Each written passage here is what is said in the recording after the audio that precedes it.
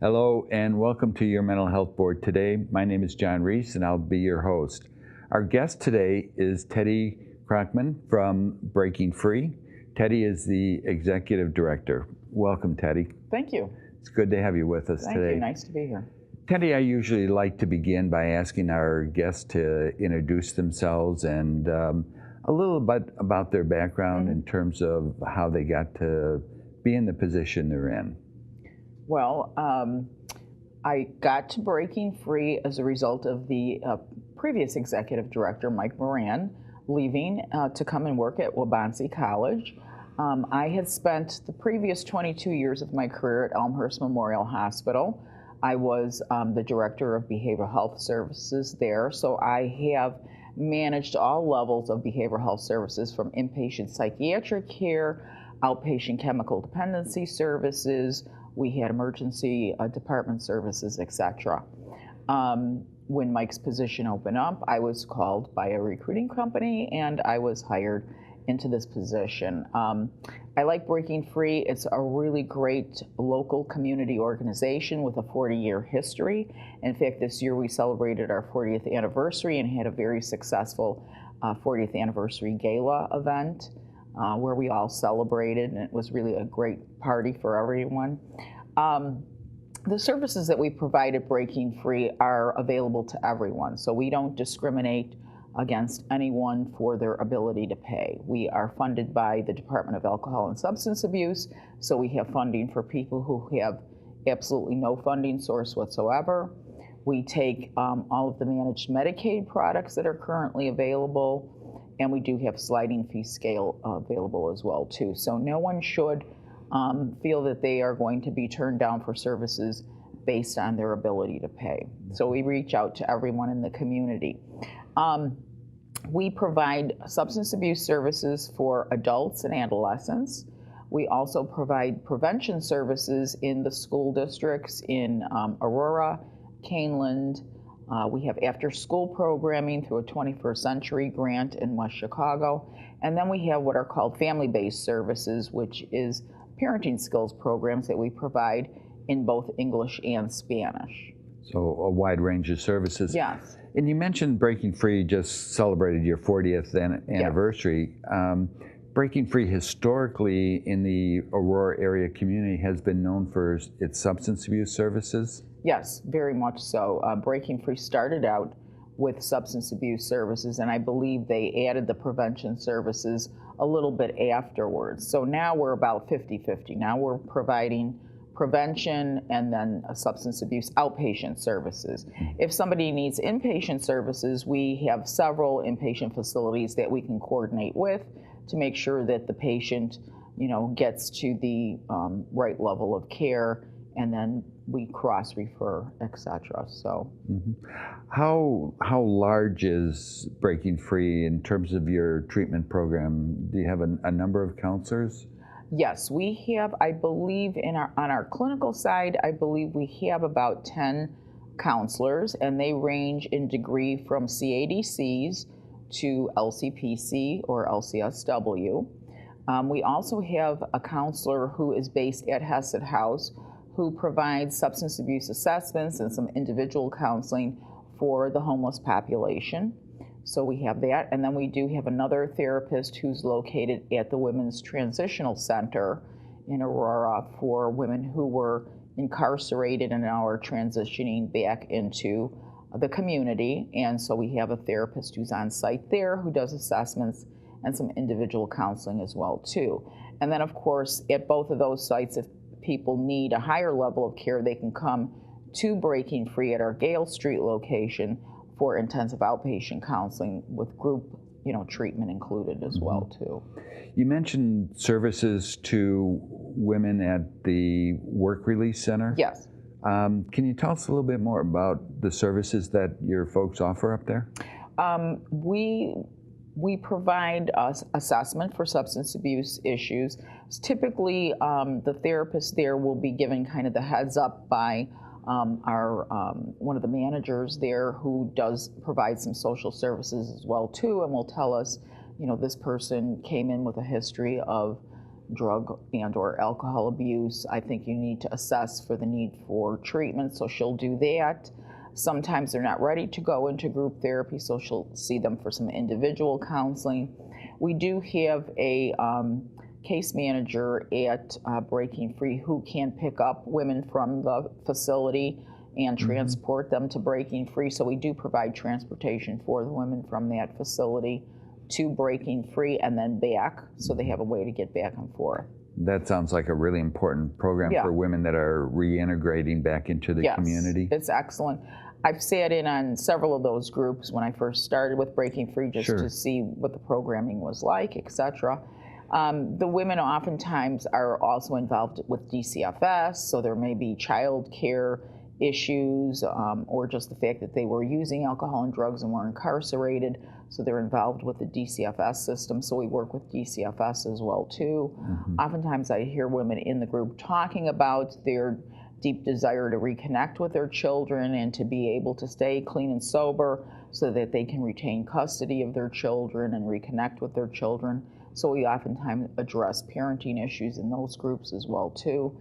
So the group is focused a lot on women's issues as far as parenting, any trauma that they may have experienced in their life, and that they're more comfortable discussing in a female-based group as opposed to a mixed group. Sure. And those services are just for women in work release, or do those have those services at the Gale Street office as well? It's for any women. Okay. So we do have women who come to us just from other, referral sources in the community, and they're also integrated in that group too. Okay. You also mentioned that you have a counselor that's actually located within Hesed House. Could you tell us about that program? Yes, that program at Hesed is in a building right across the street from the actual homeless shelter. And it's really a very nice setup. They have access for the homeless, not only for our services, but they have AID located there, Aunt Martha's.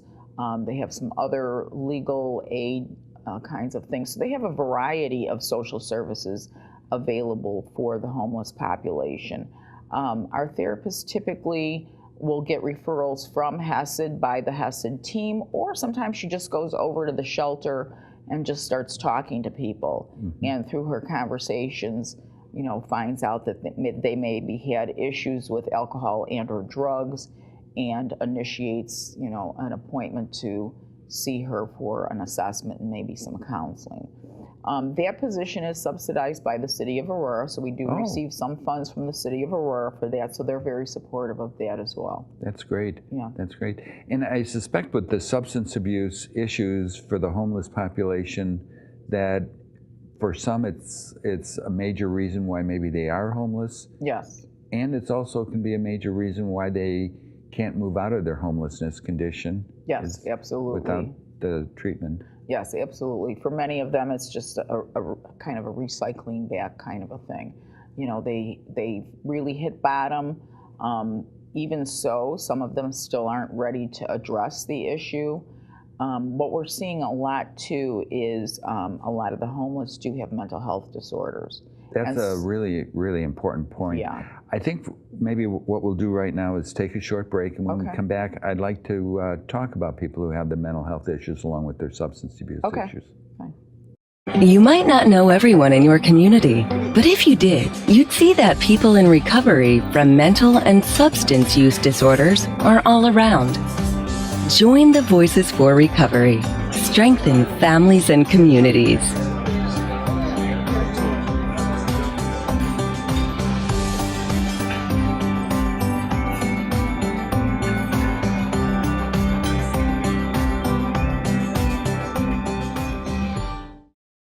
Making just one connection during recovery from mental and substance use disorders can put the strength of family and community behind you. We're all connected, offering encouragement, support, and hope. Join the Voices for Recovery. Strengthen families and communities.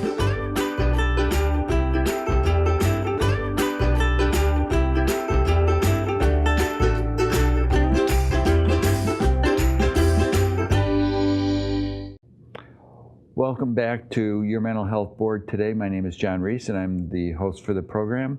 Our guest today is Teddy Krockman from Breaking Free. Teddy and I have been talking about Breaking Free's history and the services.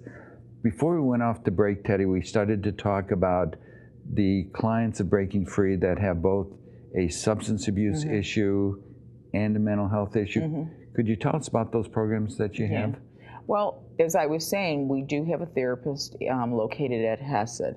And not that this is just connected to the HESED type of patients, but we are seeing that many of the HESED house residents are mentally ill as well too. And oftentimes the mental illness is untreated and therefore it exacerbates the chemical dependency or substance use disorder. So we have to make sure that we're trying to attend to both. And sometimes that can be difficult if you have somebody who may be psychotic and maybe really needs to be in an inpatient facility, etc. So we try to work with the client where they're at, try to gain some kind of rapport with the patients so that we can eventually get them to the level of care that they need. But back to your initial question, John, we are seeing that more and more of our patients with substance use disorder really do oftentimes have co-occurring mental health disorders. In fact, I think you'd be hard-pressed to really find somebody who had any kind of long-standing substance use disorder who didn't have some kind of co-occurring mental health issue. It's kind of a chicken and the egg kind of situation where you don't know if the mental health issue existed and that's why the person started using to kind of self-medicate, or was it because of the years of abusing the substance that they became depressed or anxious?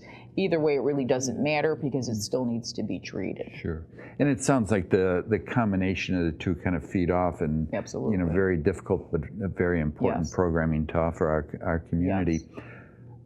Generally, in terms of adolescent services, I know you mentioned that you provide some adolescent services. That obviously is a really important service, and they'll always tell us that the earlier some problems are caught, the better the outcomes. So tell us about your adolescent programs. We do provide adolescent services. We do provide a once-a-week group therapy session for adolescents, usually from age, we'll take them as young as 12, probably through 17, 18, depending if they're still in high school. We do try to integrate the family, you know, because the family is very important in providing the kind of supportive environment that the adolescent needs, and that the parents are on board with, you know, what we're trying to, educate the adolescent about. The program that we provide is a program that's was somewhat controversial a while ago, but I think more and more facilities are starting to adopt it, where it's based on what's called more of a harm reduction model. And the reason for that is oftentimes adolescents their substance use is seen as experimental or partying behavior. And so oftentimes people are hard pressed to, especially parents, to say, well, my son or daughter has an addiction at this point in their life. They're just partying, you know, they're just experimenting. All the kids are doing it, that kind of thing.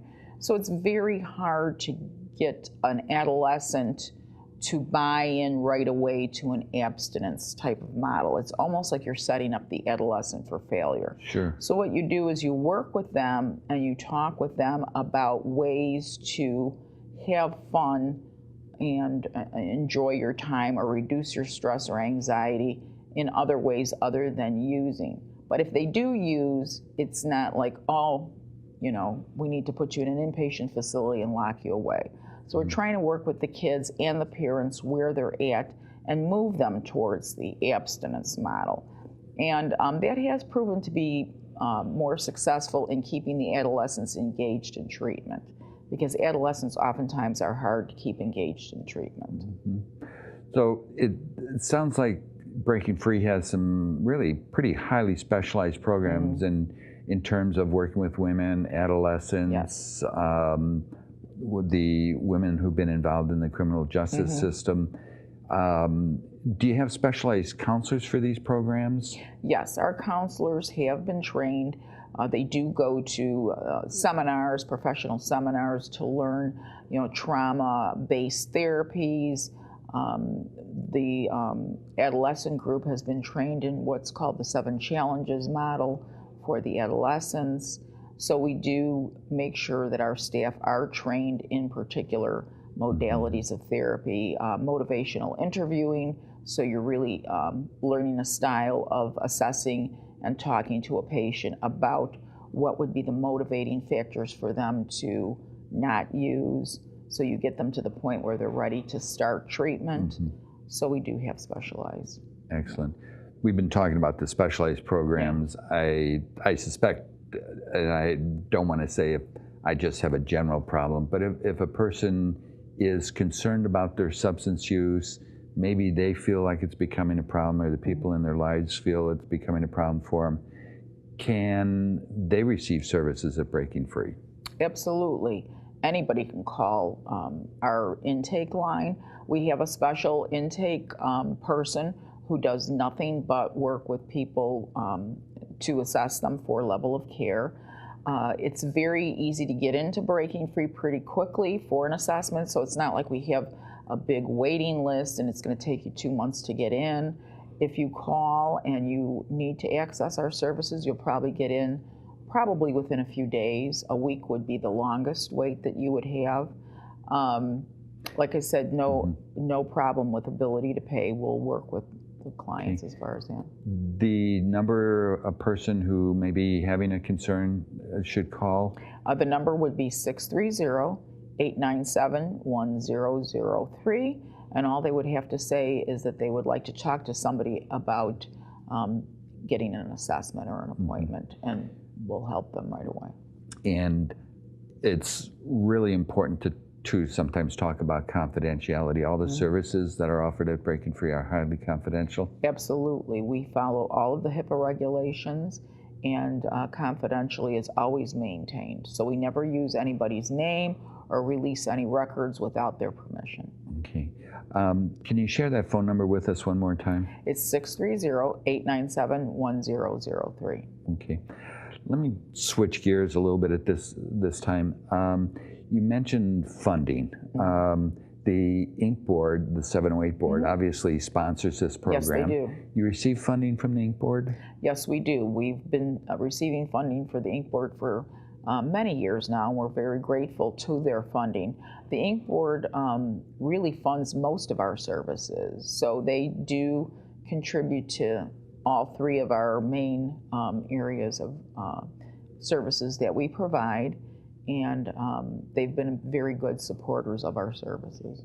And do you receive like state and federal monies to support your programs? Yes, we're funded largely through state and federal grants. We do, like I said, take managed Medicaid products. We take commercial insurance as well too, but I would say the vast majority of people who come to see us are coming to us through some kind of grant. Thanks, Teddy. As I mentioned at the start of the program, Breaking Free has the 3 core services, the treatment and prevention and family-based. When we come back from break, I'd like to introduce our audience to Nikki Lay, who's your Director of Prevention, and Nikki can talk about some of the prevention programs that Breaking Free offers. That'd be great. Thanks, Teddy. Thank you.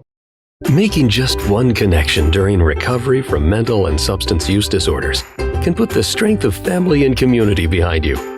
We're all connected, offering encouragement, support, and hope. Join the Voices for Recovery. Strengthen families and communities.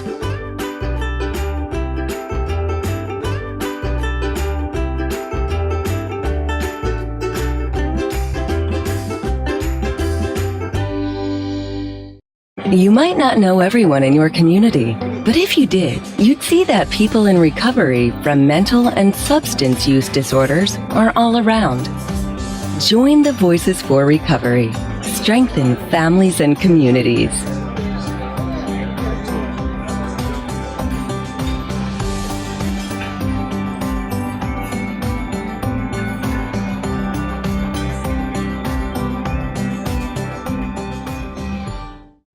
Hello and welcome back to Your Mental Health Board. Today our program is focusing in on Breaking Free, a substance abuse and prevention treatment program in the Aurora area.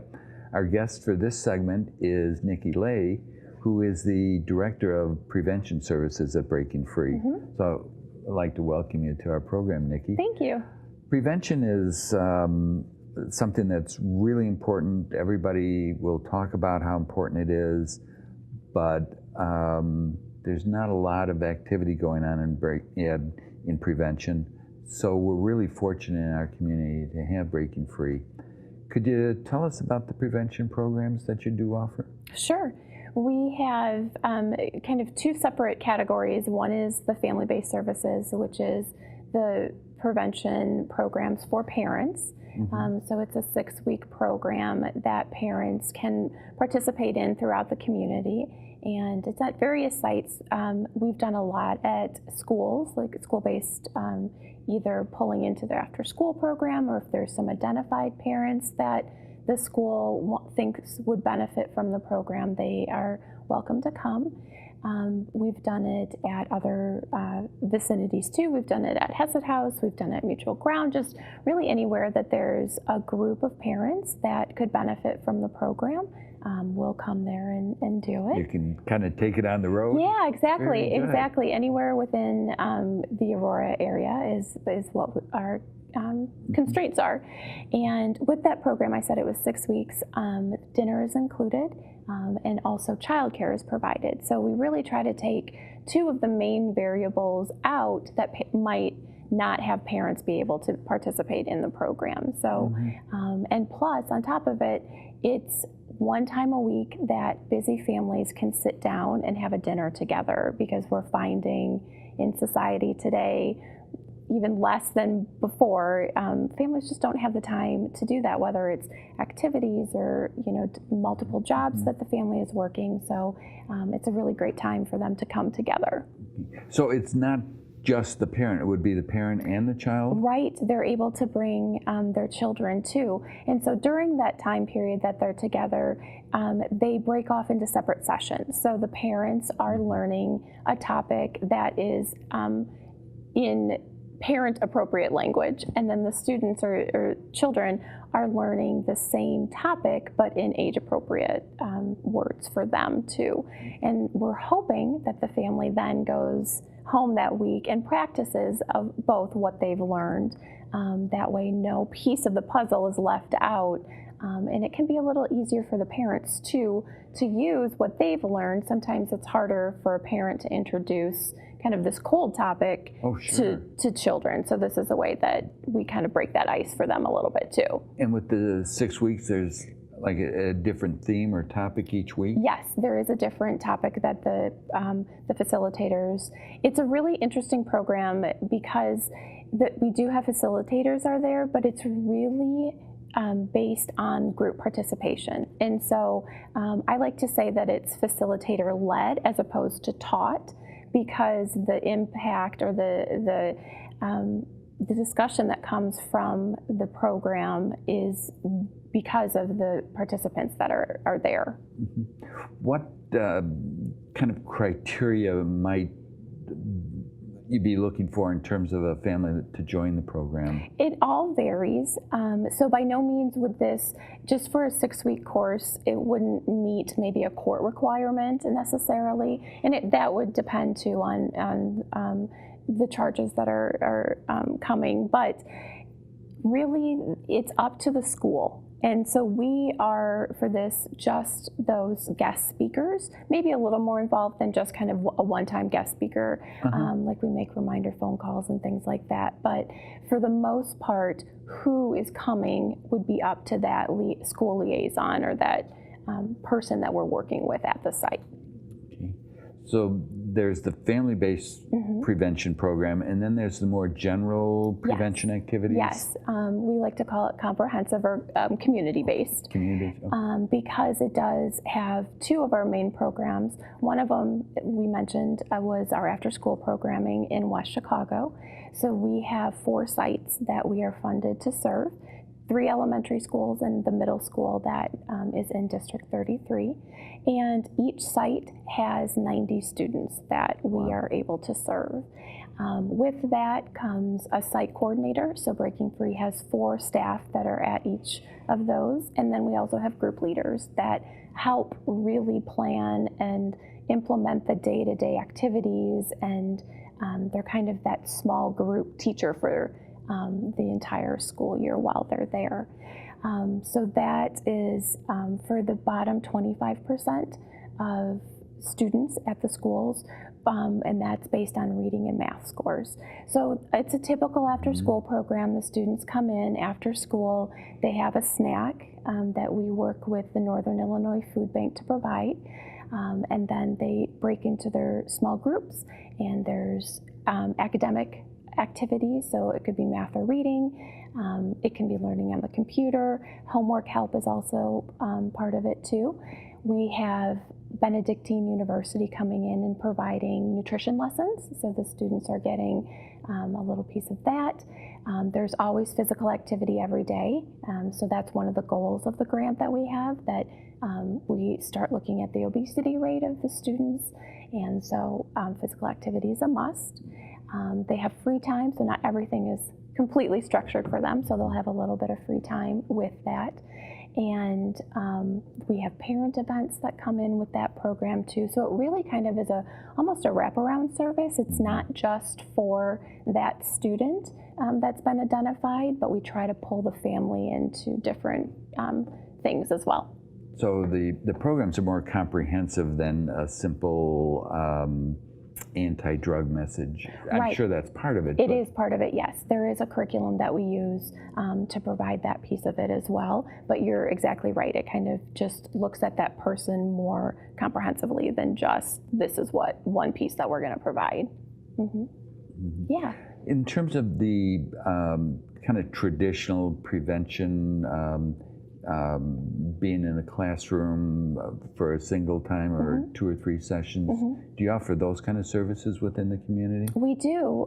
We actually have 2 communities that we're able to provide services for. So it's Kaneland School District, and then the Aurora School District, both east and west. Both east. Yep. Great.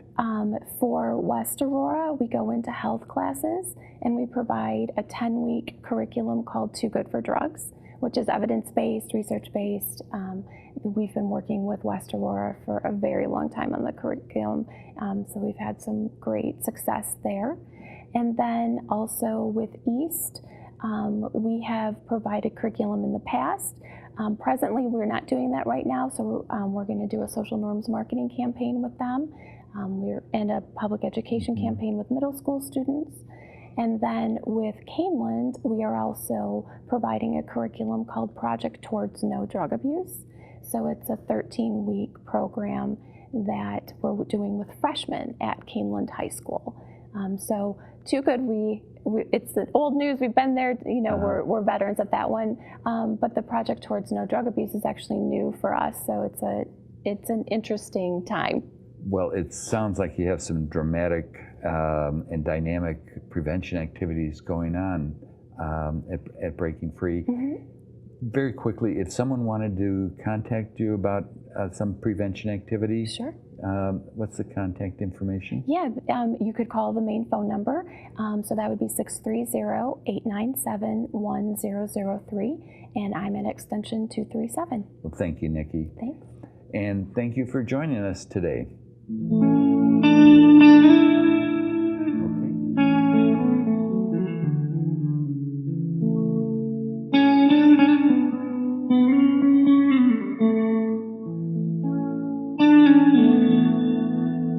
Okay.